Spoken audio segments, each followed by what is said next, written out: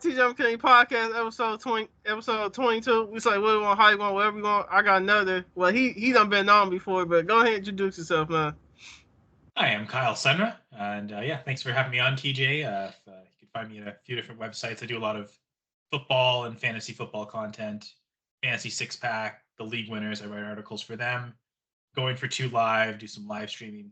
There's a YouTube channel there, a few other places streams too. But got going for two live on YouTube, and full press coverage, a pair of podcasts, full press fantasy pod and the full press Packers pod. So full schedule, and happy to make time in my schedule to talk with you, TJ. Okay, well, as y'all know, I like to get my guests with Kyle. No, he been. I like to get my guests 5-10 minute ether segment, basically off whatever they want to go off about. Kyle, go ahead and go in, man. What you want to talk about? Oh, man, I got a big rant. I hope that it only lasts 10 minutes. I guess I'll just throw the big thought right out there. I think Drew Brees is overrated. I think he's one of the most overrated quarterbacks that's ever existed. And I think he definitely has merit. I mean, can't take away that he's a Super Bowl champion. And in 2009, when they won the Super Bowl, he looked pretty good and it seemed like he was playing at the height of his abilities. Let's also not forget what happened that year. The Saints, their Bounty Gate scandal, and the way they put player safety at such a risk. I think you can argue that's the worst cheating scandal that's ever struck the NFL, because that one hit the heart of player safety. That's really something like you could, people want to throw it like the Patriots, the cheating, blah, blah, blah. But like this one to me seems like, man, that's so huge. It's like way bigger than anything the Patriots ever did. And that was the only time they won. So they couldn't ever overcome that. So while Drew Brees gets credit for being a champion, would they have won if they weren't using the Bounty Gate? Maybe Peyton Manning gets a second Super Bowl with the Colts. God, I don't like the alternative of the Vikings winning and like them winning the Super Bowl with Favre. That would be awful.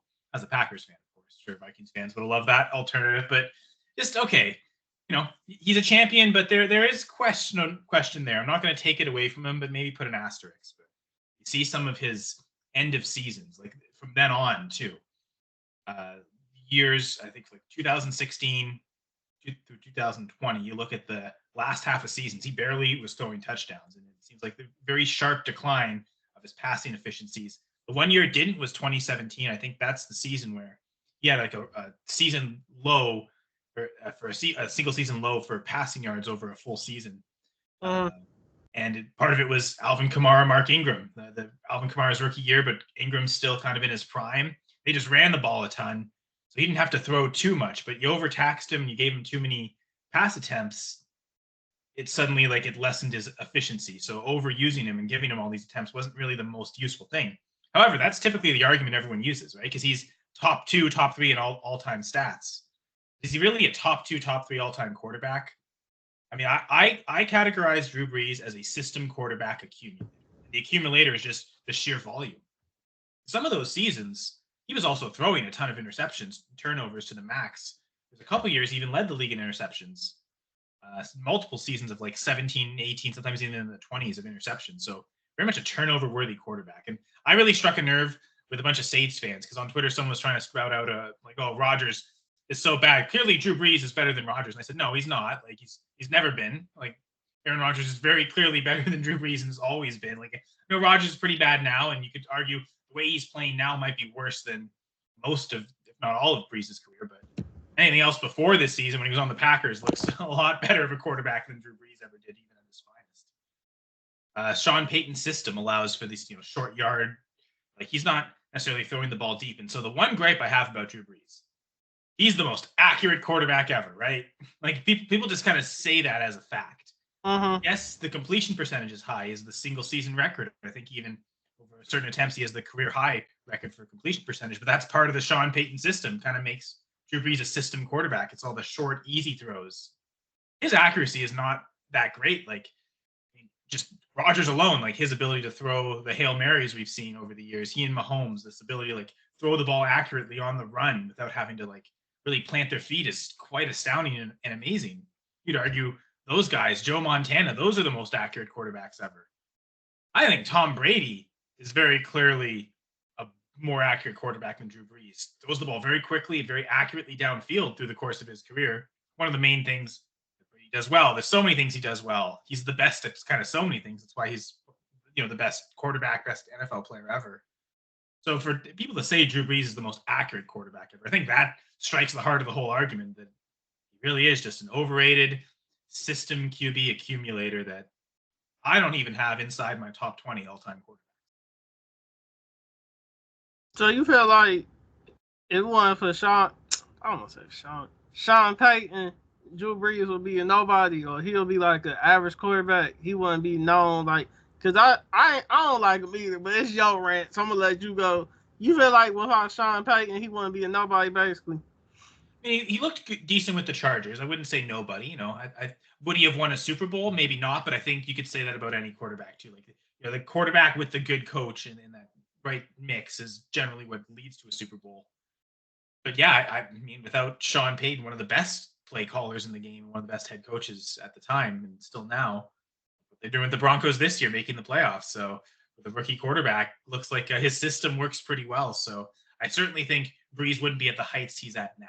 I don't think he'd be all-time like top 2, top 3 in a bunch of these QB stats. I don't know that he'd have a Super Bowl champion. He'd be pretty decent quarterback, and if he threw as many attempts as he did with the Saints, maybe he'd accumulate kind of like a Matt Ryan has. Like, we kind of view him in that sense. But that one Super Bowl just changes it, because here's the thing: Matt Ryan has an MVP, Drew Brees has 0, which is kind of wild that Brees never, as good as he's been in all these great seasons, 0 MVPs. So he was never like the best quarterback even any year. Like, 2009 might have been his chance when he was Super Bowl MVP. So give him that. That's all he's ever sniffed though, MVP wise.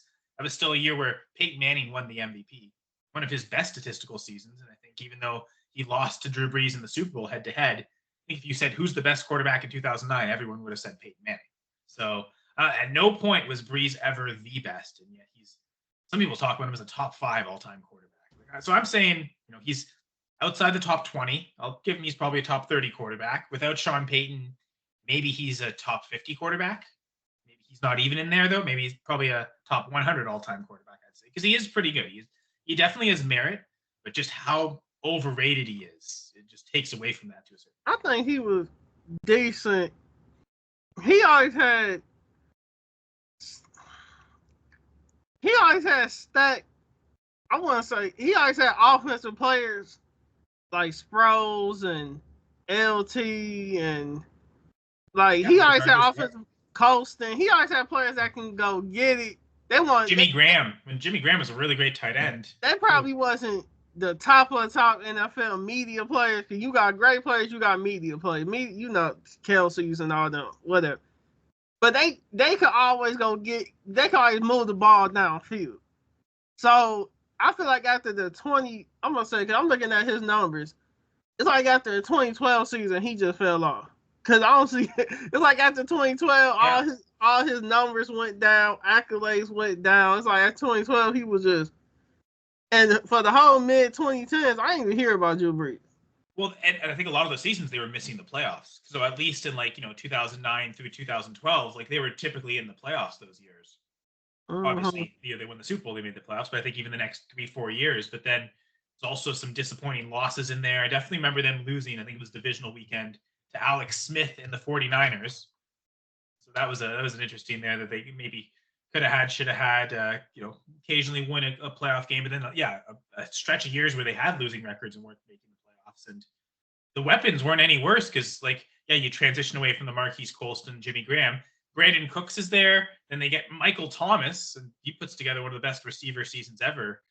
And still, Brees was, I think that year with Thomas, I think they made the playoffs. They might have won a division late. A bit of a resurgence when he had the Kamara team. But there was definitely years where he never really showed he could just carry the load on his own. He could be the difference maker. He always had to have these amazing weapons and a coach who knew how to get these guys open. And they did Michael Thomas so dirty. Man, they was throwing that dude the ball like 15. Well, Drew Brees, I said that. Drew Brees, like 15, 20 times a game. Like that dude. I remember he was getting hit every play. He was an athlete. He can do it, but it's like the way they was doing it. Like, I knew, like he had that 1-2 good season. I was like, he ain't about to last long. Injuries. You're right. Good call. Because after that 2019 season, I think if you take all the next years together, you might have a full season combined in all those games. Then your hands get to hurt if you catching them hard balls. Then your body. Why they moved on from Brandon Cooks because they got Cooks and then they got Thomas, and it almost felt like, oh, we can't have both these guys. We got to trade one away, and they traded Cooks to the Patriots. Like it felt like, we see a lot of good NFL teams now, and I guess that kind of transitions away from the Drew Brees rant to more modern NFL. But needing multiple good receivers is a good way to succeed. Packers fan, at least they've got that. They've got the multiple receivers now. Do they have the one really good elite one? Probably not. As good as Jalen. This the argument they're gonna come with. When he 2-time NFL offensive player of the year, that was 2008 and 2011. Then they gonna say he is 7-time NFL passing yards leader. Last time he was that was 2016, but that's when he had Alvin Kamara and all them coming. Then they gonna say he was an NFL passing touchdown leader. That's go back to 2012. That's what I mean. Like after 2012, it's like you just became good at throwing. But Sean Payton was running like a West Coast type offense. He wasn't really after that 2012 season. Sean Payton wasn't running no running gun like they did when they won Super Bowl and all that. It was more of a like throw it short to the halfback, or Jimmy Graham do an out route and he just get the yards after catch, or you'll throw it a coast down the slant. They wasn't really running no deep ball type offense. So it looked good because he accurate, but let's see how it was rare Drew Brees was throwing like a 60-yard touchdown. And I think part of the reason is, like you said, he's accurate in those short stuff. I don't think his downfield accuracy is very good. I definitely remember watching games where he was forced to you got a 2-minute drill and you got to, a few seconds left, you got to get into field goal range and underthrowing some things. I definitely remember the Vikings loss. Kirk Cousins' only playoff win in New Orleans. They lost the Vikings, and just before halftime, I think it was Will Lutz missed a field goal. But it was like a 55-yard field goal. Like it was a pretty long one. And the play just before to get them in field goal range, Michael Thomas is wide open, and Brees kind of underthrows him by like 10 yards. And he has to come back and dive forward. And so he gets tackled in field goal range, but he didn't have the chance to advance it. Drew Brees makes an accurate throw to Thomas there, and he can cash in stride, get to really good field goal range, and maybe those 3 points make a difference because they lost in overtime. So that missed field goal before halftime definitely made the difference. Drew Brees, I'll call he a regular season entertainer. You got playoff Super Bowl quarterback and you got regular season quarterback. He's a regular season quarterback. He's a tight quarterback. You make the NFL entertain. It's a business at the end of the day. You'll entertain fans. You'll put butt in seats, but you're not winning no Super Bowl though. You probably F up a team chances of making the playoff, or you like an entertainment quarterback. Okay. You're not really a playoff quarterback. We seen what he did. He like James Harden of the NFL. We know every time he get to a playoff, I don't know, Drew Brees just be throwing picks. James Harden's, because he throws a lot of shots, right? Just like Drew Brees throws a lot of pass attempts, you accumulate, oh my God, he led the league in 3-pointers made, or led the league in points. And yeah, Brees kind of has that too. But yeah, when it comes down to it, you know what? And again, I'll give Brees credit because unlike Harden, he actually has a ring. He did capture it that 1 year, one magical season where everything kind of came together. Tom Brady, a couple years removed from the ACL tear, that's a bit of a Super Bowl gap for him. Let's be 100. That's about Illuminati all day. Let's just go get straight to it. He ain't won that Super Bowl because that was one of them NFL storylines talking about Hurricane Katrina. So they had the Saints win on some. Come on now, NFL. We know how these sports. Man, come on, I ain't about to say that. Come on, man. They only won that Super Bowl because Hurricane Katrina. I ain't even trying to be funny. I don't care if y'all don't like me. That's what I'm just saying what a lot of people be thinking, man. Well, Saints fans don't think this. They're going to come after us for this video, by the way, because when I made that comment, or the reply to that comment of, Brees over Rodgers easily, it is. No, it's clearly false, man. The Saints fans came after me hard. It was hilarious how sensitive they are about their little Drew Brees.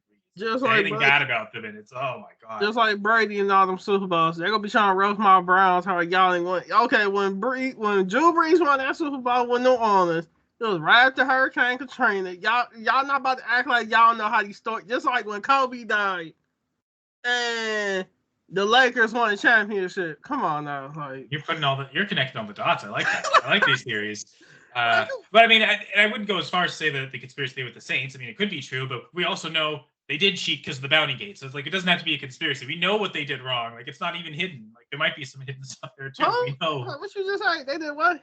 Well, the bounty gate, right? Like they were purposely injuring players. The coaches were paying extra money if you concussed players. Like that's actually how Kurt Warner's career ended in the playoffs. The Saints was doing that. Yeah. Yeah, Greg Williams, defensive coordinator, was suspended, I think, for 2 seasons for that. Do you remember the year Sean Payton got suspended?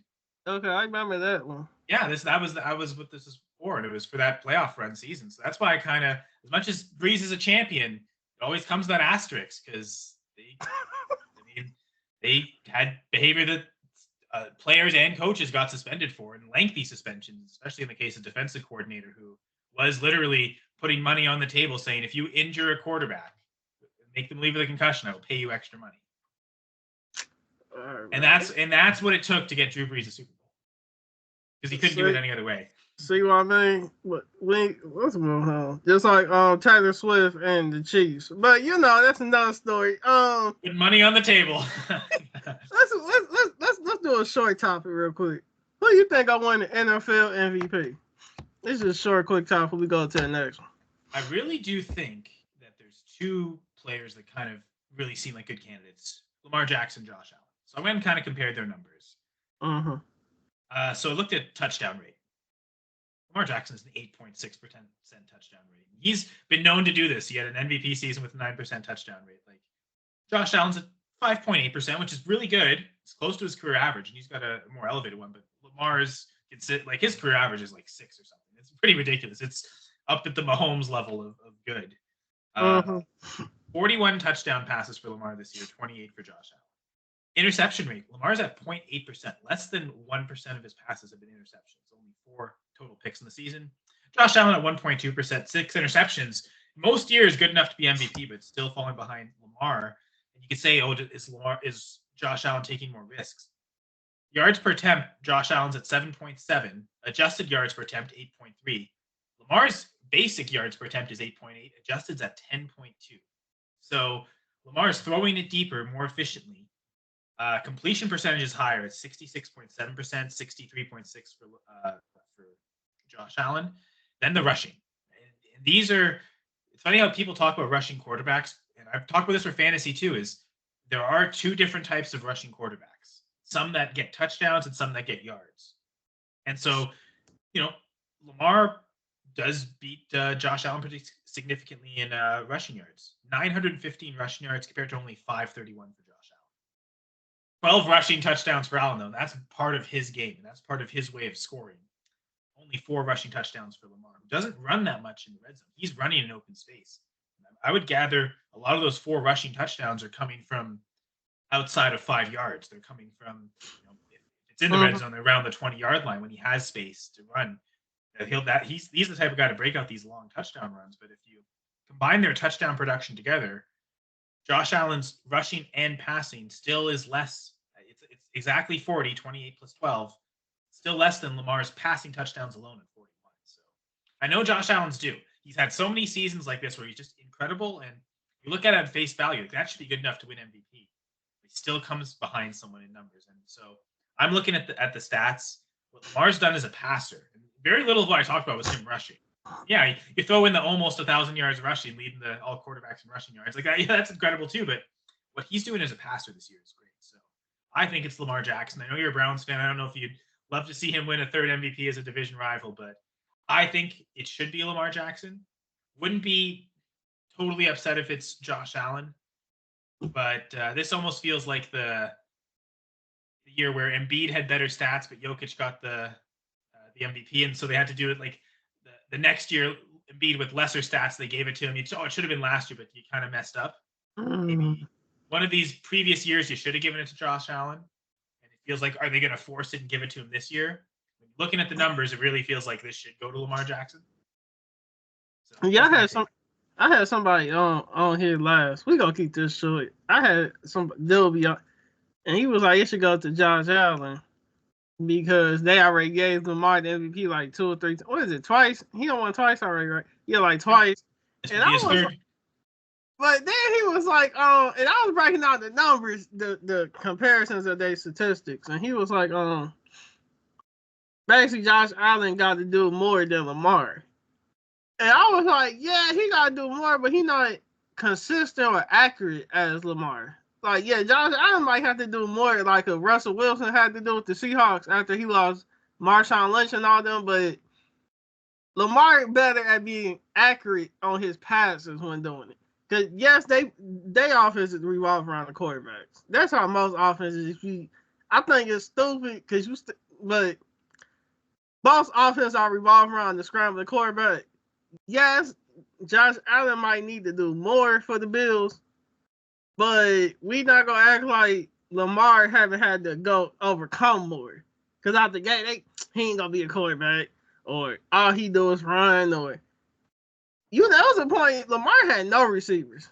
At least Josh Allen had 2 or 3 nights. Lamar had 0. Like he basically made Hollywood Brown. I'm just gonna keep it real. There's nobody know who Hollywood Brown. He only got the name Hollywood because all the stuff he was doing with Lamar. You know how that goes. So I mean, I think to be fair, yeah, I think Hollywood Brown's best seasons did come with the Ravens. Not that he was horrible in Arizona or City, but yeah, I mean, it showed like he was a good receiver, but Lamar also got the most out of him. Yeah. But yeah, I think most seasons you would say Josh Allen had the better receiving core, but this year I think entering was definitely the narrative that he didn't. So that narrative still persists. I gotta say, we're gonna talk about hockey soon, but it reminds me of the NHL last year where Nikita Kucherov had 144 points, led the league, had a 100 assist season, which is something that only 6 players have done in NHL history, have 100 assists. And he didn't get the MVP, even though he also had the largest margin of like him on his team in terms of total points and like how far away number 2 was. But they still gave the MVP to Nathan McKinnon, who had never won it before. He had a 140-point season. It was spectacular. Not as good as Kucherov, though. And on his own team, there were several other players who made the 100-point margin. So even on his own team, wasn't like standing out as a point producer relative to everyone else. Like all the stats show it should have gone to Nikita Kucherov, but the narrative of, we owed it to McKinnon. He finally deserved one, and they gave it to him. So that's why, well, again, I think Lamar should win it. I think that Josh Allen might. And again, you look at his numbers, it's the same thing with McKinnon. On face value, 140-point season in the NHL. Like there was like almost a decade we didn't even see that. So like to have 2 guys do it the same year is pretty wild.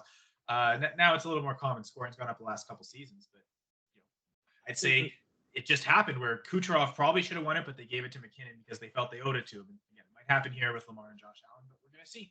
And again, no, I don't think McKinnon's undeserving. I don't think Josh Allen's undeserving either because he is spectacular. But we're talking about the absolute number one. We are going to pick hairs and pick through the numbers, like you said, TJ. And the numbers are kind of not like none of them by huge margins, but all of them point towards Lamar Jackson. Yeah, we gonna do the hockey last. Yeah, that's why I got 2 topics. Let's go on. Let's go on with your Green Bay Packers. That's just basically what you feel about the team, the breakdown, what went wrong this season. Like, go ahead, go in. Well, I mean, the season's not over. That's the best part of right now. We are recording this at the conclusion of the regular season, but before the playoffs have started. And the Packers are the 7th seed in the NFC, so they did make the playoffs. So for at least the next, we are recording this on Monday, January 6th. So, for the next 6 days, they are still alive. We'll see on Sunday if they will beat the Eagles. But getting to the playoffs is the key. Now, based on how they finished last year, I definitely thought the division title was open for taking. Didn't expect 2 14-win teams in the NFC North. And if I did, I figured the Packers would be one of them. So they were definitely in the toughest division in football this year. Bengals came close, but this was the only division that sent 3 teams to the playoffs this year. So including a 1 seed and the number 1 overall record in the NFL. So Packers did great against almost every team except the Bears this past Sunday. That was pretty bad. But other than that, they have their only losses all year came to the Lions, the Vikings, and the Eagles. So against the teams that they're probably going to need to beat in the playoffs, they lost every single time. Against the rest of the league, they beat everybody. And some of those were really close games. Like they barely beat the Jaguars. They needed a last-second field goal drive by Malik Willis because Love got hurt at the end of that game to like prevent going to overtime against the Jaguars. So they definitely had some close calls. They beat the Bears the first time by a blocked field goal. So Bears are about set to kick a game-winning field goal, and they blocked it, and then they won the game. And almost did the same thing here. They again let the Bears win on the last-second field goal. So while there were some great moments, it felt like the Packers never really truly played their best football game of the year. Like, it felt like they had some great stand-up performances. Two key free agents. Like you talk about winning free agency. The Packers signed Xavier McKinney away from the Giants and Josh Jacobs away from the Raiders, and both were incredible. If you want to give the team MVP to anyone on the Packers, it's one of those two, one of the two newcomers, and Xavier McKinney. I believe he set a Packers record for 8 or 9 interceptions first season with the Packers. So the record there was incredible. You can make the argument he could be a defensive player of the year candidate, and certainly I think an all-pro safety this year. Josh Jacobs, incredible running back. He set a career high in scrimmage touchdowns, and that was a huge thing for the Packers. His ability to score in the red zone was a huge part of their goal line red zone offense. And a lot of winning those games, those close contests, and what could happen in the playoffs is turning those drives into touchdowns at the very end, and he's great at punching the ball in. So both those takeaways on defense, touchdowns on offense, two significant impacts from free agents. And as good as Josh Jacobs is, the offensive line plays great. That was something of fortune. The Packers, I think they had one offensive lineman miss one game due to injury, and it's their worst offensive lineman, Josh Myers. The only thing he does well is snap, because Elton Jenkins played at center, and he was great at blocking, but the snapping was a little bit suspect. It's like, okay, there's a reason. Well, we probably want to stick you at guard because Jenkins is so great as a guard. I think he plays at an all-pro level. Zach Tom at right tackle might be an all-pro right tackle this year. Feels like Penei Sewell is going to get one of those nominations, but certainly I think Zach Tom is doable. So certainly earned it. So they've got two real standout guys, I think, at right tackle and left guard, and the rest of the line is really solid.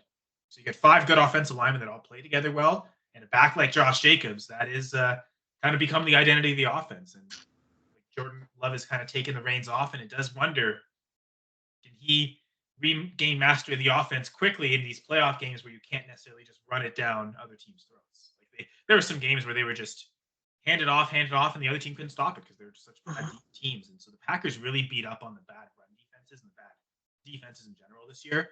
Against these elite teams, there's still some questions to be had going into the playoffs. So that's a little concerning, to be honest. I'll break down this. The fact that the Lions finished 15-2 in the NFC and they number 1, they up there with the Chiefs tied. Man, Detroit is like the Browns. They've been so trash for so long. The fact that now all of a sudden they just like one of them teams, like top 2 or 3 teams in the league. Now I don't know, because I feel like they got a little bit overrated in some areas. I ain't gonna say what yet because I might sound stupid, but it's like Detroit got some areas where I'm just not. I think you got certain players who be covering up for other players who be exposing their weaknesses, which I guess so. Then you got the Vikings 14-3. Then nobody expect Sam Darnold on them be 14-3. I thought everybody be buying on the Bears. Then you got the Packers 11-6. They squeezed into y'all squeezed it. No, actually the Buccaneers did. NFC South. I knew that conference was about to be horrible. That's the weakest conference to me. They squeezed in 10-7. They go lose with. So you gotta think the Packers also did lose 2 in a row to end the season. So yeah, they were 11-4 and they clinched after beating the Saints. I think it was between y'all and the Seahawks. The Seahawks was 10-7. Y'all was 11-6. So that's how y'all got in there. I do wonder if they play these last 2 games differently, because these last 2 weeks when they've lost, they had already clinched the playoffs. So and it showed, because they really played awful. They played pretty good against the Vikings in the fourth quarter, but other than that, in the first quarter they played really well defensively because he didn't allow them to get to a big lead. But earlier this year, the first game they played the Vikings, they started the game down 28-0, and they came back and only lost, I think, by 3. But it was like, man, it's so awful that it took that to like kind of click and like have to, by desperation, look good. And it kind of was the same thing, not quite as bad, because they actually, I think, got the first points against the Vikings. They kicked a field goal, but then then at one point it was, I think, 27-10. And it was like, that was in the third quarter, and it was looking like, okay, this is kind of over. And it seems like they can click and have the sense of urgency when they really need to turn it on. They can do well, and that's maybe wondering, is their best football to come in the playoffs? But we'll see. They unfortunately, in this last game against the Bears, they lost one of their receivers, Christian Watson, tore his ACL, so out for the playoffs, and big risk of next season too. Implications there. I'm gonna make this short because this ain't one of the topics. I need Chicago fans. Y'all need to stop.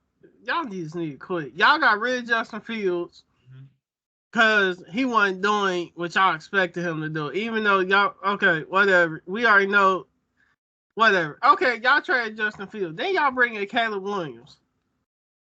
Y'all went 5-12. I thought y'all was about to lose every game. I'm just gonna keep the fact that Chicago even went 5-12. I'm shocked.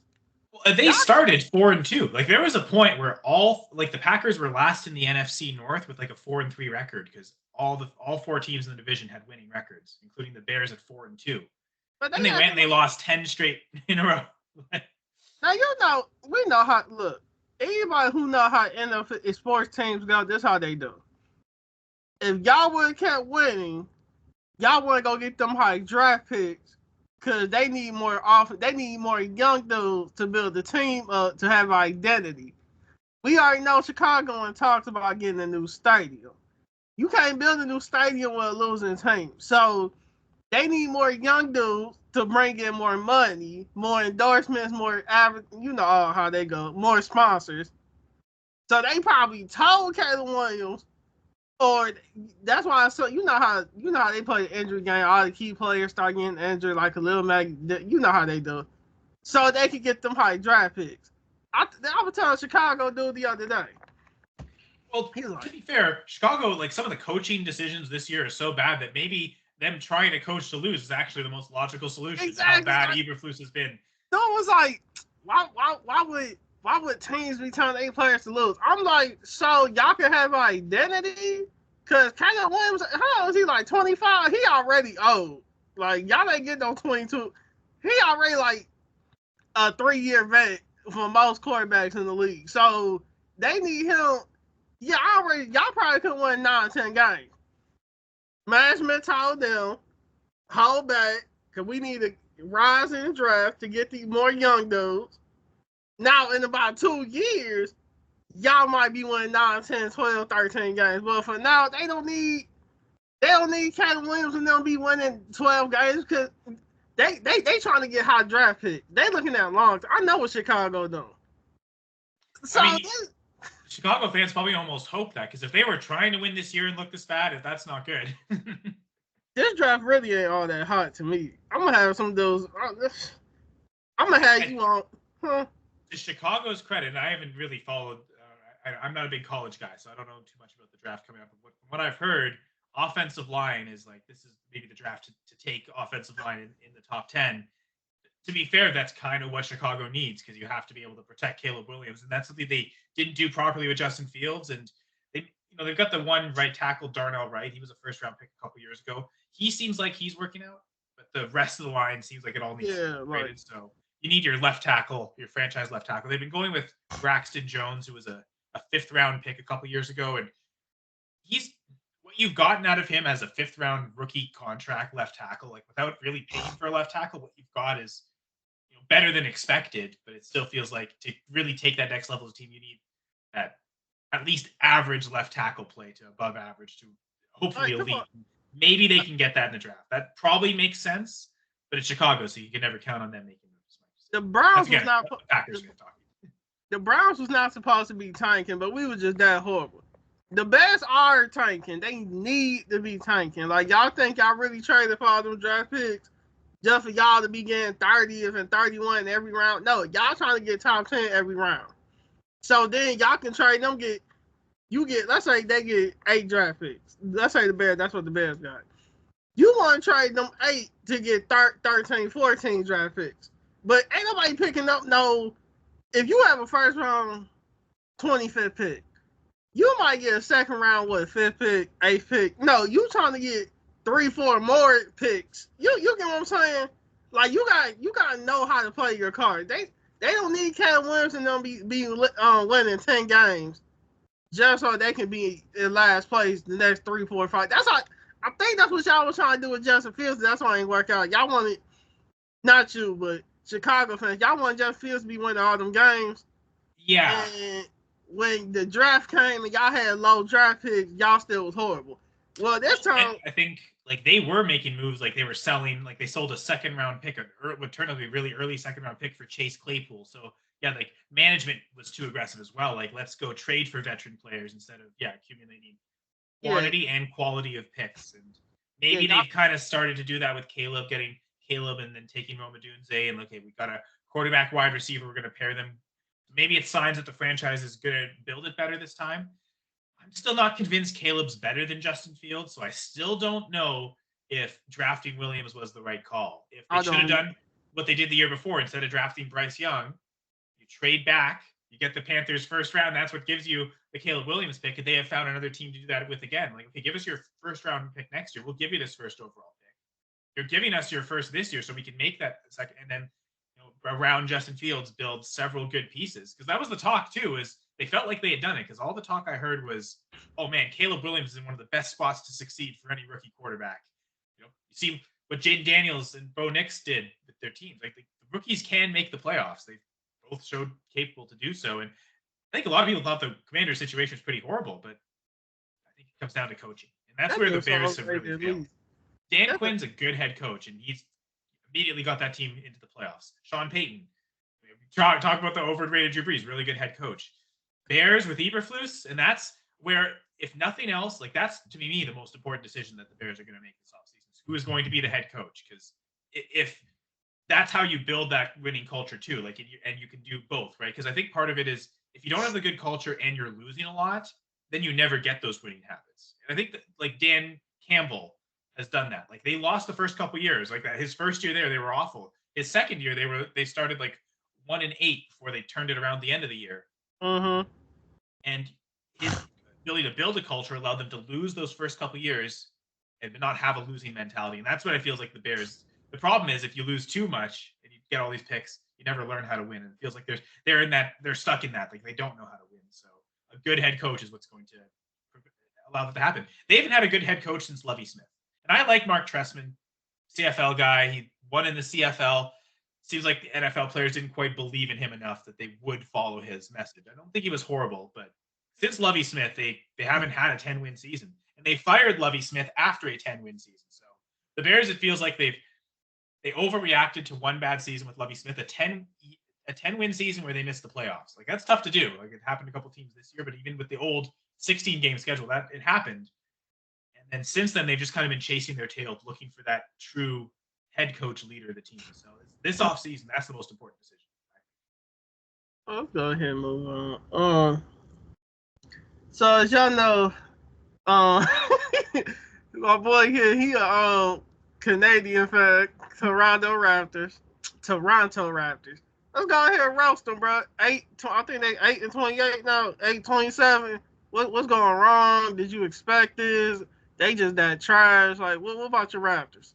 So they had a trade they had made a couple years ago where they would give up a non-lottery protected a first, right? And it was potential to be non-lottery protected.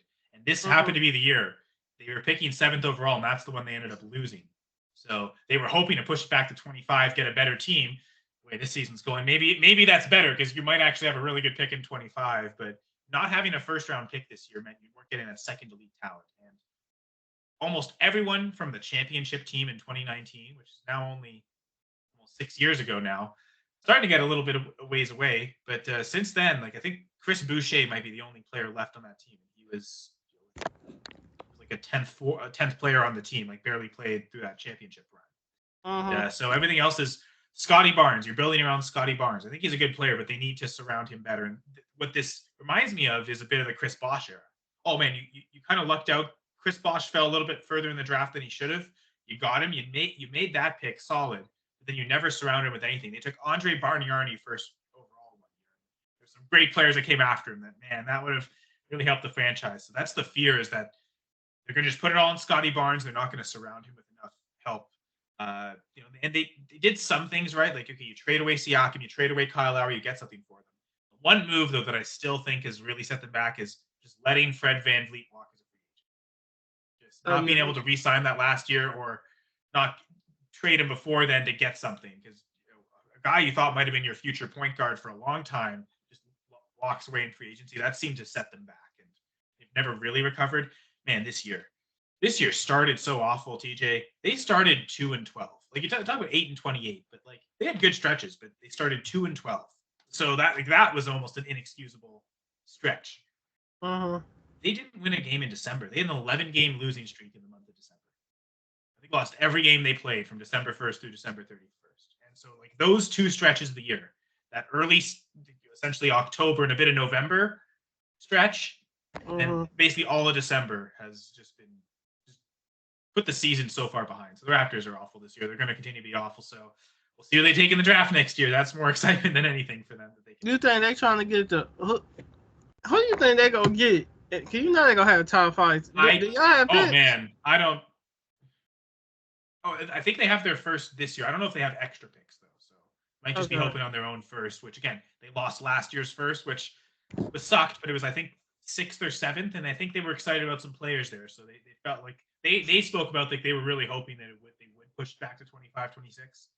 But then the way the season's gone, maybe you're happy that you didn't lose this upcoming year's pick, which I think at points they were the worst team in basketball. I think now their pick might be like the 3rd or 4th pick overall, and so it might be a lottery pick. So we'll see.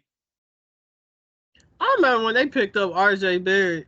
I'm like, that's not about to work. Him and Scotty Barnes, the way they played, that's not about to work. I just seen it coming because it's like Scotty Barnes getting in the mindset he the number one option, so he always need the ball. RJ Barrett got the same mentality coming off Duke, media hype, New York. Oh, that's not about to work. Well, and I think for RJ, part of it is he's Canadian. They wanted to have like a Canadian superstar to kind of build around.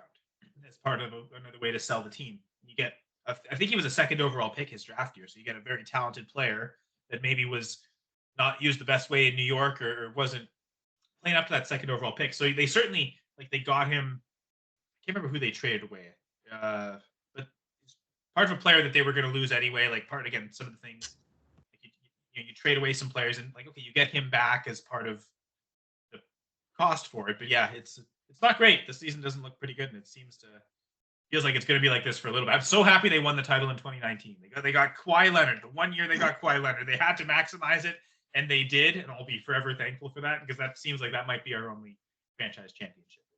Who was on this next thing? Because I think I'm gonna know if I see him. What's his name? Where he at? Was it McKinley? No, OG Anunoby.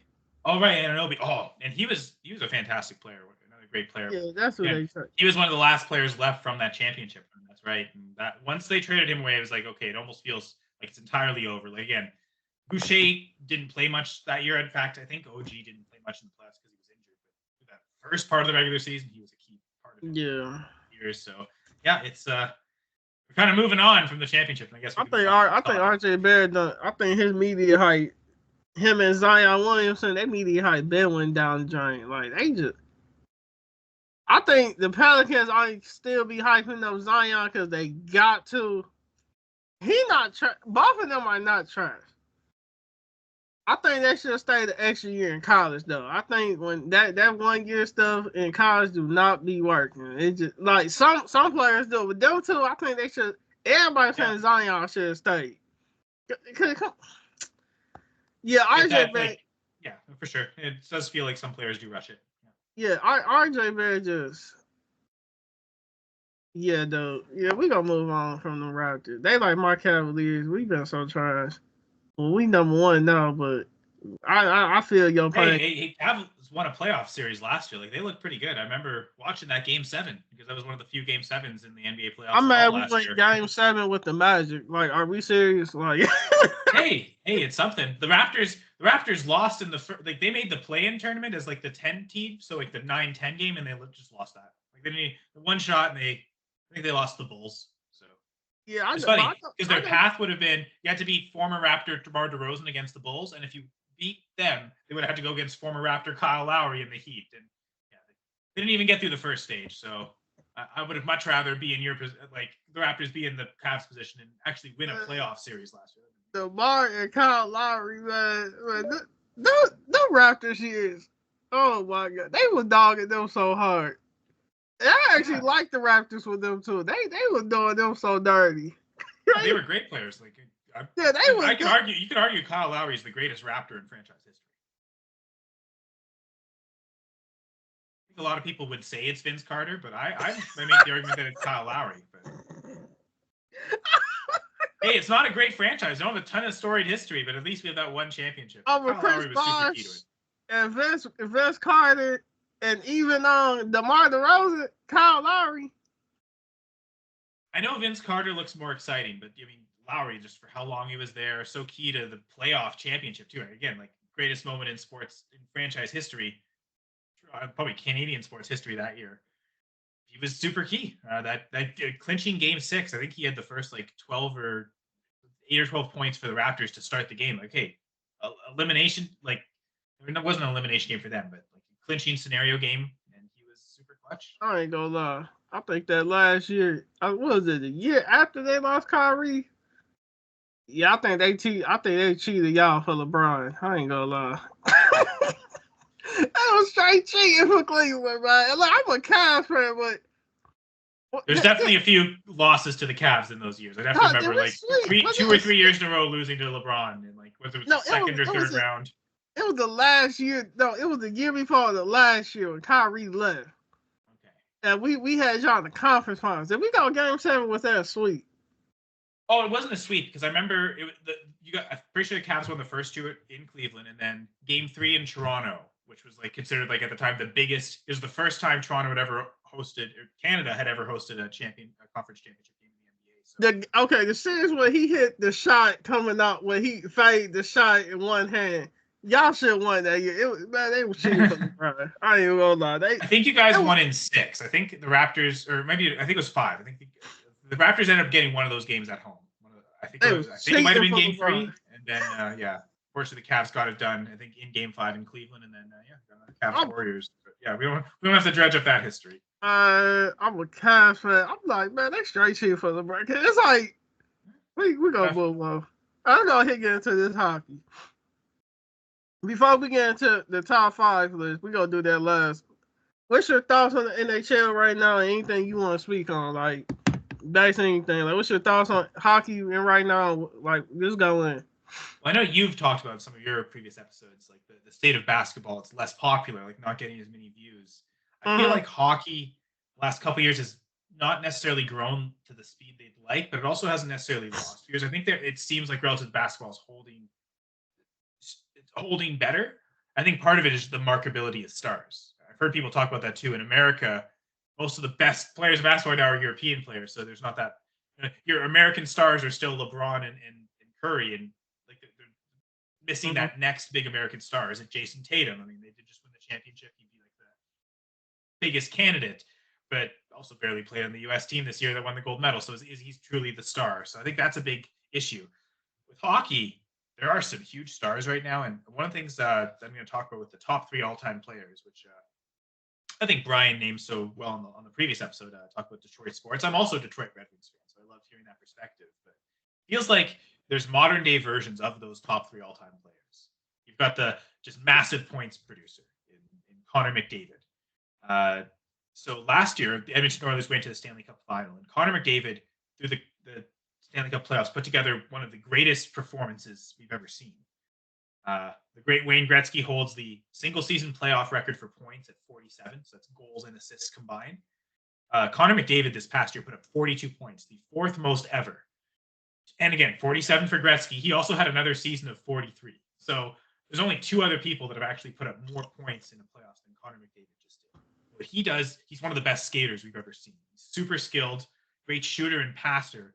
But his speed of his skating and the way he thinks the game is a lot like Gretzky in terms of the reason he gets so many assists is because he can think the game so well. He knows exactly where to put the puck in a position to have a teammate score that goal. And sometimes, a lot of time in hockey, the guy that gets the assist does more on the play than the guy that scores the goal. Yeah, it's a skill to put the puck in the net. Like, scoring goals isn't easy in the NHL. But guys like Gretzky and McDavid show it. Sometimes it's the guy getting that assist that really puts together the work. They skate the puck to a good spot and they pass it at the right time and allow a teammate to get a great goal. And McDavid's done that. Again, he had 100. He and Kucherov both had 100 assists last year. I looked it up. The The last time an NHL player had 100 assists was Wayne Gretzky in 1991, the year I was born. So my entire lifetime, I had never seen a player get 100 assists. And then the same season, Connor McDavid and Nikita Kucherov both do it the same year, which is insane. So having these type of like a guy like McDavid truly be the best player in the world and really show it, I think that's a draw for the game. That's a figure that makes people want to tune in, it seems. So there's probably a ratings bump the last couple The seasons great seeing one. McDavid. Yeah. Yeah, exactly. Cale Makar, he's the best defenseman in the league. The Avalanche won the cup a couple years ago. He won the Conn Smythe, the playoff MVP. And unlike the NBA, where it's a finals MVP, the NHL, they award a playoff MVP for all 4 rounds. So at the end of the playoffs, they just give it to whoever over the course of the playoffs. They don't just specify the finals. And Makar definitely earned that the year the Avalanche won. And even his teammates saying like he was the best player on our team. And he's a great defenseman who does a lot of good offensive things like scoring goals. And he's just as great a skater as McDavid. And so how he can skate the puck and carry the puck and make these plays really quickly, great stick handling, great passing, great shooting. It's incredible for any player, let alone a defenseman who aren't used to being as offensively potent. But what he does in the defensive zone is so great. He uses his speed to. So there's an offside rule in the NHL. The puck has to cross the blue line at each zone before players do. So one of the things that I noticed Cale Makar does really well, as soon as that puck carrier gets over the blue line, he makes aggressive plays, attacks them, and to try and turn the puck over. Because once you get inside the blue line, if you go back out, then everyone else has to come back out and you lose your rush chances. So he's so great at taking away the puck carrier's time and space. And there's so much of hockey is what you can do with that space. So you get a guy like Cale Makar who plays a lot the way like Bobby Orr used to do. But Alex Ovechkin, I think that's the most compelling story right now.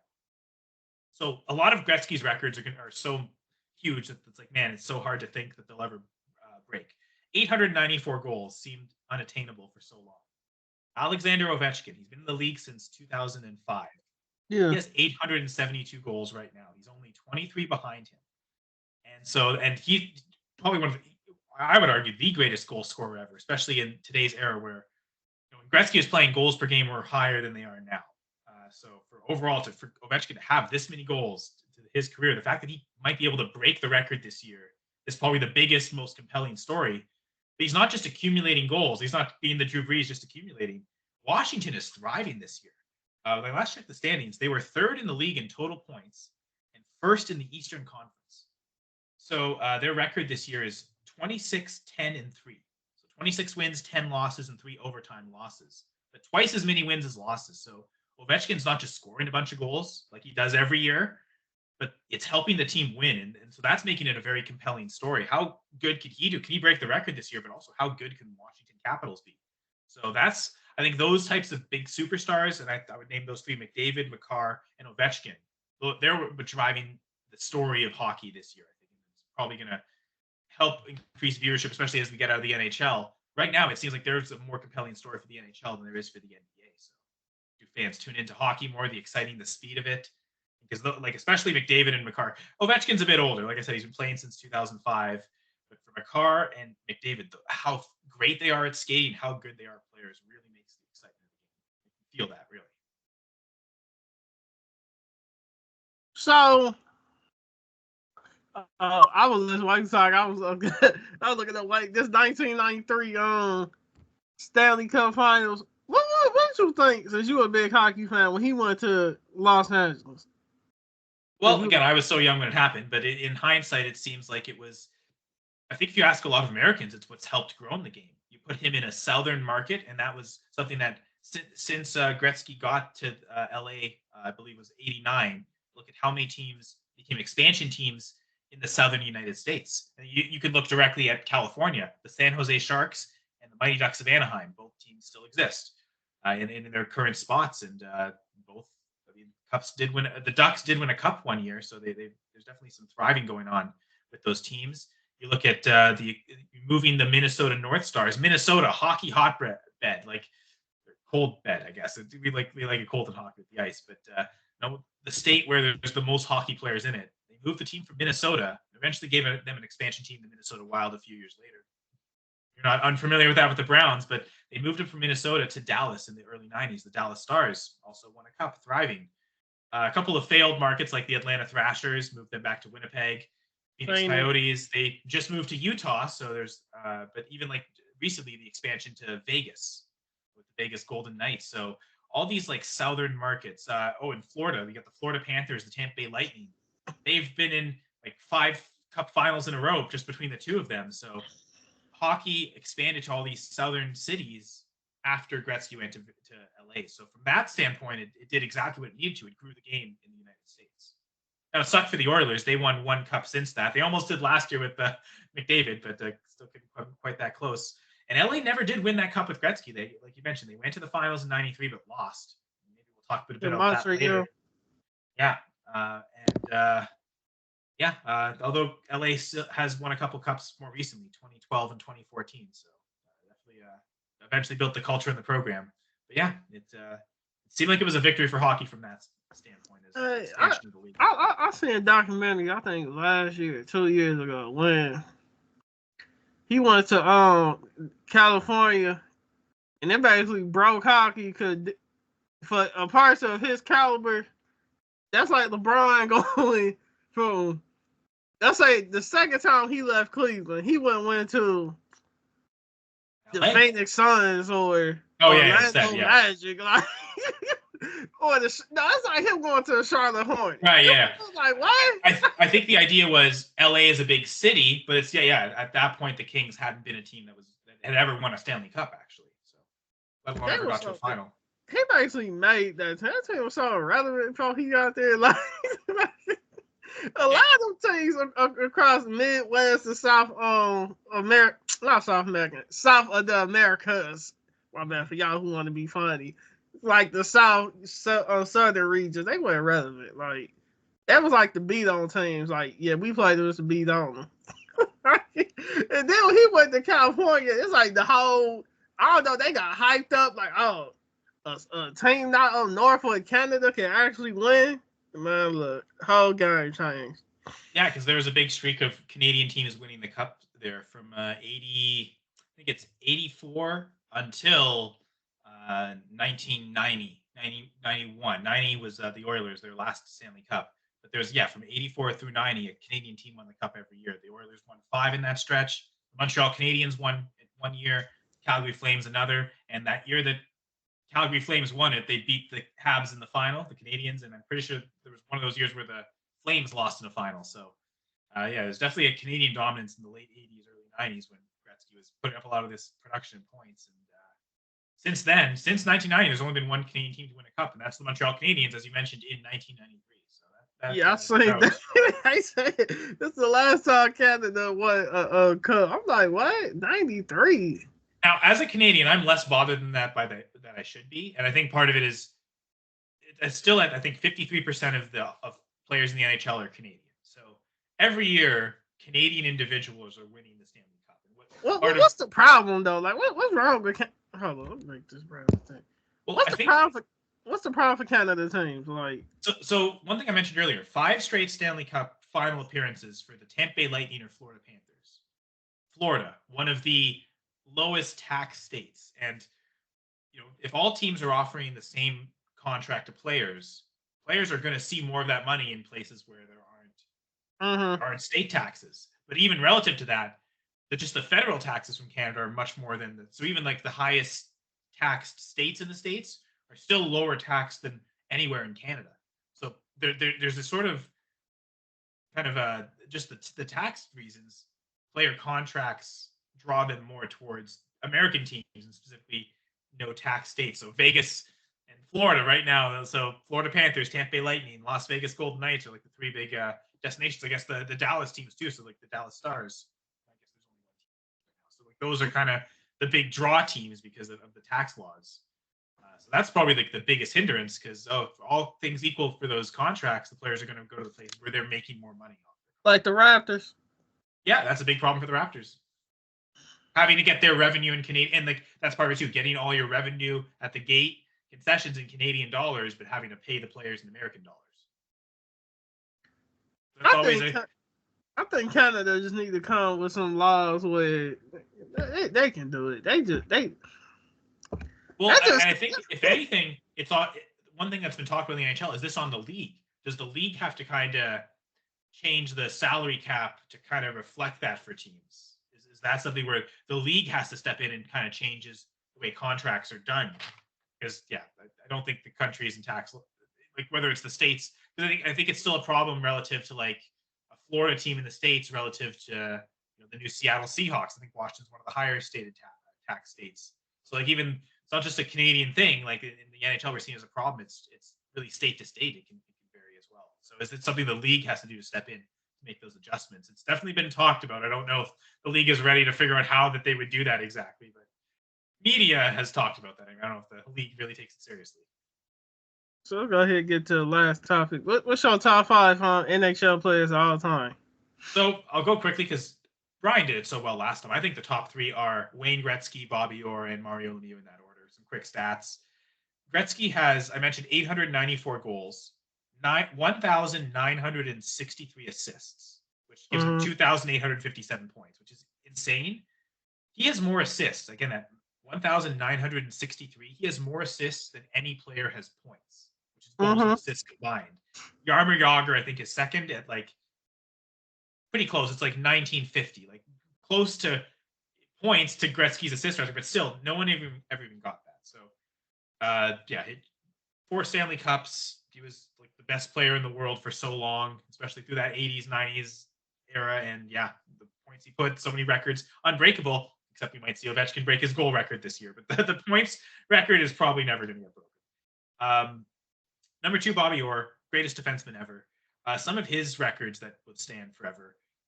So he's the only defenseman to have a 100 assist season. I talked about that earlier, right? Like it's Gretzky, Mario Lemieux, who's number 3. We talk about Connor McDavid, Nikita Kucherov. Bobby Orr is there's only 5 guys that have done it. He's the 5th guy. He's the only defenseman to have done it. So 100 assist season from any player is so rare to get it from a defenseman. So he has that 1970-1971 season, which is funny because the Bruins won the Cup the year before and the year after. And that year, their offense was insane. Bobby Orr was his finest, and they actually lost to the Montreal Canadiens in the Stanley Cup final. So they were so close to a three-peat. The middle one, though, they lost it in Game 7 in the final. So that was so close to that. But that year stands out in history. 102 assists. He had, I think, 37 goals that year, which that isn't the record, but 139 points is a record for defense. So those things will probably never fall. And then Mario Lemieux, second in points per game, second in goals per game.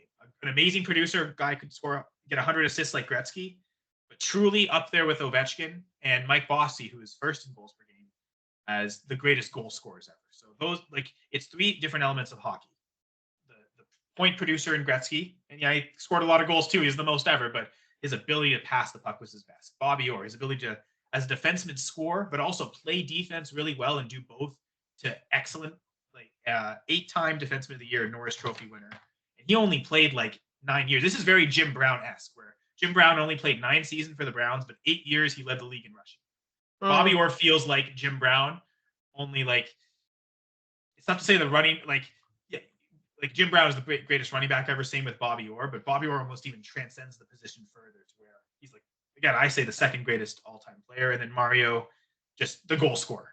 His ability to score goals is insane, and then he can throw it past the puck really well too. Brian put Martin Brodeur at number 4, and I would agree that goaltending is important. I don't think Martin Brodeur is the greatest goalie ever. I actually think it's Patrick Roy. So Brodeur played in the 90s through like mid 2000s. Roy was a little bit earlier with the Montreal Canadiens. Came on the scene 86, won the Cup out of nowhere, and then did the same in 93 against this LA Kings Gretzky offense. Luc Robitaille. The Kings team was really good. They not only traded for Gretzky, but they surrounded him with a lot of talent. Drafting Luc Robitaille, one of the best pieces. Actually, that was made before the Gretzky trade. So that was like, he was the guy that was in place as the franchise piece. And then, then we got Wayne Gretzky. But Patrick Roy, that 93 Stanley Cup run, he won the Conn Smythe that year. He had a 10-game win streak in overtime. He lost the first overtime game that they played in the first round against Quebec, the Quebec Nordiques.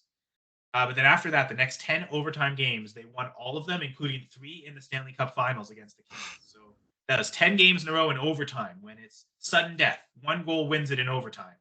He didn't allow a single goal through those 10 games. He was 10-1 in the playoffs in overtime. So just when the team needed you to make the save, he did make the save. And Bedard is first in games played, shutouts, wins. So I definitely understand why a lot of people do say he's the best goalie, but I still favor Patrick Roy. The Conn Smythe playoff MVP, he has the most in history. Gretzky only ever got 2, in spite of the fact that he won 4 cups. I look at it, he probably should have maybe won 3 Conn Smythes. That's league fatigue with the MVP. Talked about that before. But Patrick Roy is the only individual to ever win 3 playoff MVP awards. No one's ever done that in history, only him. So I have him at number 4. And Steve Yzerman number 5. Detroit Red Wings legend, the captain of the team for so long. He actually, 19 seasons as the captain is still an NHL record. Sidney Crosby might beat that with the Penguins, but Yzerman, longevity, the fact that he only played for Detroit is great. 19 years? 19 years just as the captain.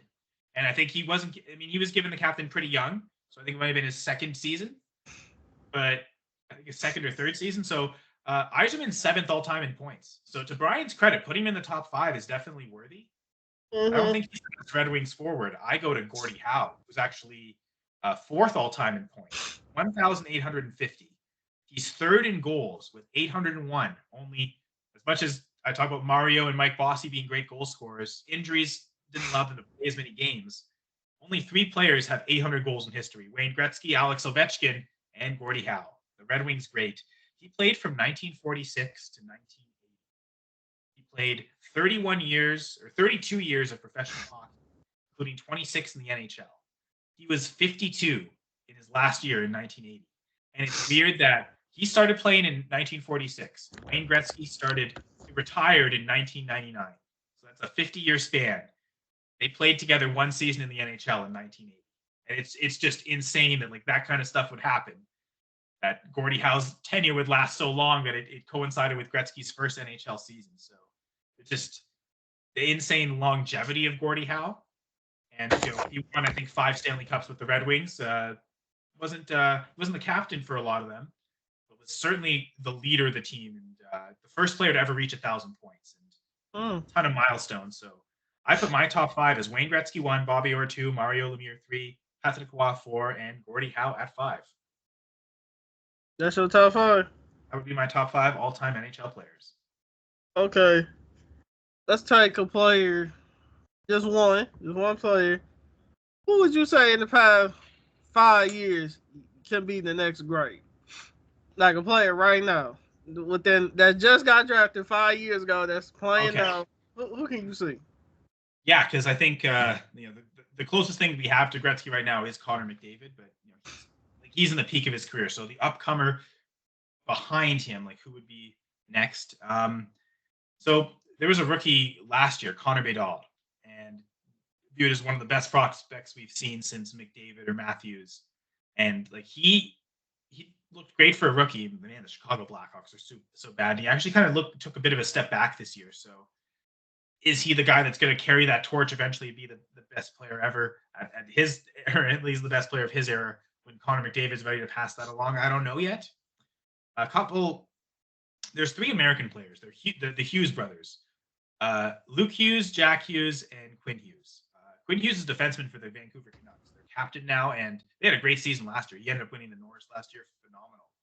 And they're all pretty young. I think they're all within their first 4 or 5 years. So Quinn Hughes as a defenseman carrying that torch. But the way Jack Hughes plays with the Devils, he's becoming a true superstar, helping that New Jersey Devils team. So, and they're true American superstars too. One of the best goal scorers in the league, also Austin Matthews. He had 69 goals last year. It's the most since the early 90s. Even Ovechkin, as great as he's been, he's put up 65 one year, but no one's gotten that close to 70 in so long. So there's a few good American players that maybe also they help grow the game as the true elite faces of the league. We've never really had an American player be the face of the NHL. And maybe Jack Hughes and Quinn Hughes together can kind of be that. Yeah, I need to start getting more into hockey.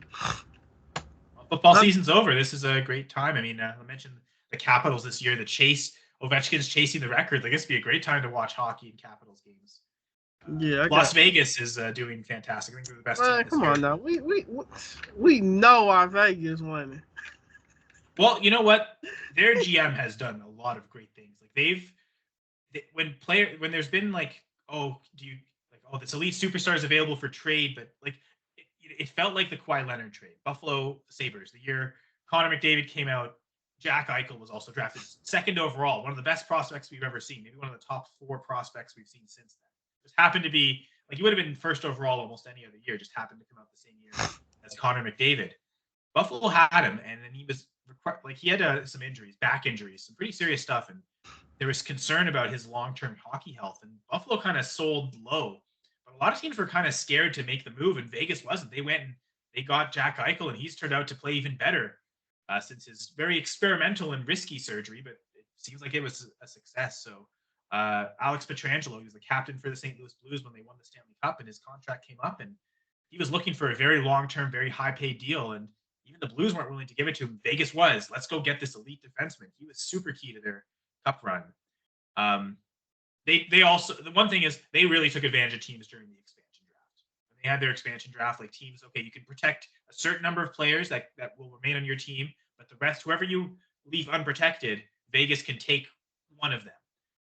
And Vegas ended up making trades with teams. Like they would get draft assets or, oh, take on this bad contract, give us this player as like some hint, nudge, nudges. Okay, don't take these players, don't take these players. And they ended up making so many good trades like that they actually didn't need to okay, we won't take this player from you. We'll get a bunch of draft assets and then trade for that player. So they ended up like kind of made the rest of the GMs look a little foolish. So I think there's some really objective things that Vegas did to just take advantage of some of the lesser, like this expansion draft kind of caught everyone by surprise, like in terms of how it was going to operate. And it seems like they kind of just really took advantage of teams that laid the foundation. But then since then, they've just made aggressive moves. They've gone and they've sold a bunch of draft capital to get players that, oh, there's risk behind this player. Oh, you can't give that long term of a contract to this long of a defenseman. But like the Eichel and Pietrangelo moves, like that's your number one centerman and your number one defenseman. It was a risk to trade for Eichel. It was a risk to give Pietrangelo an 8-year contract when he was already 30.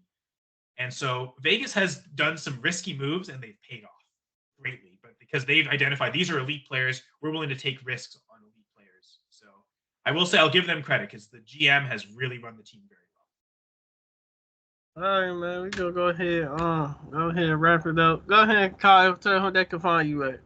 So I'm on Twitter at Senra right now, my pinned tweet is a thread that I'm going to continue on through the NFL playoffs. It's my goal line grades. And also, if you check on Twitter, you have the bio for a link to a website. I linked my most recent goal line guide article. So I write for Fantasy Six Pack. It is a fantasy football article, but I think it has as rooting interest in NFL fans, real life applications, because it's an article trying to chase touchdowns. Fantasy football and real football, one of the things you want is touchdowns. So it's something where it's a fantasy football article, but again, it has real life NFL applications. I'm just trying to identify teams that are really good at scoring touchdowns inside the 5 near the goal line, hence goal line guide. Which defenses that they're squaring up against on a weekly basis that allow a lot of touchdowns and find the convergence of where do I think touchdowns will be scored. And so what I'll do is I'm not writing the article anymore through the NFL playoffs, but on Twitter, I'll put a thread as my pinned tweet every week of all the grades for every team still playing in the playoffs. So you can still kind of track where we think touchdowns will be scored in these NFL playoff games. So yeah, people can check me out. They're going to at Fantasy Six Pack is the website. I write for the league winners, and I'll be writing articles throughout the playoffs about the Packers. Check the hat and the shirt. I'm at Going for Two Live, do some live streaming throughout the off season as well as during the NFL season, a bunch of different shows. So we've got a lot of content at Going for Two Live. Check us out, YouTube, Facebook, Twitch. I think we're on TikTok now too. So I had people watching us on TikTok on Sunday for our sit stream. So Going for Two Live, great resource for a lot of fantasy stuff, but there's also some non-football stuff that's talked about non-fantasy stuff. So it's a great just sports place to hang out, and a couple podcasts with full press coverage, full press fantasy pod, full press Packers pod. So thank you, TJ. Yeah, I love your show. You do a great job, and I appreciate you continuing to invite me on. Yeah, I'm gonna call you back on around draft time to talk about his Packers. This is episode 22. Thank y'all for watching. Like, subscribe, retweet, comment. I'm tired. Retweet, comment. Follow me. Start following me on TikTok. Follow me on Twitch. I think I'm about to get back on there, but not for real. But definitely follow me on TikTok. Follow my YouTube page. Thank y'all for watching. This was episode 22, TJ McKinley podcast. We say what you want, how you want, whatever you want. And thank y'all for watching.